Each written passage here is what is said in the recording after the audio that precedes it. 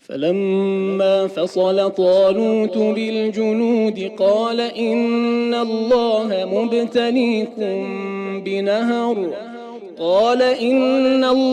مبتليكم بنهر فمن شرب منه فليس مني ومن لم يطعمه فإنه مني إلا من اغترف غرفة بيده فشربوا منه إلا قليلا منهم فلما جاوزه هو والذين آمنوا معه قالوا لا طاقة لنا اليوم بجالوت وجنوده قال الذين يظنون أنهم ملاقو الله كم من فئة قليلة غلبت فئة كثيرة بإذن الله والله مع الصابرين.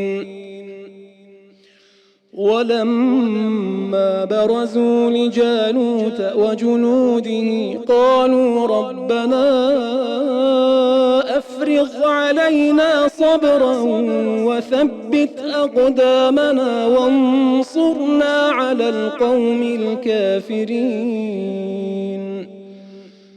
فهزموهم بإذن الله وقتل داود جالوت وآتاه الله الملك والحكمة وعلمه مما يشاء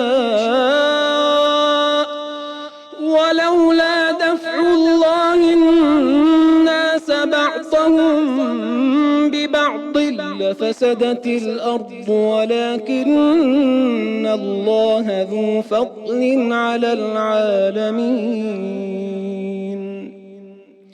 تلك آيات الله نتلوها عليك بالحق وإنك لمن المرسلين.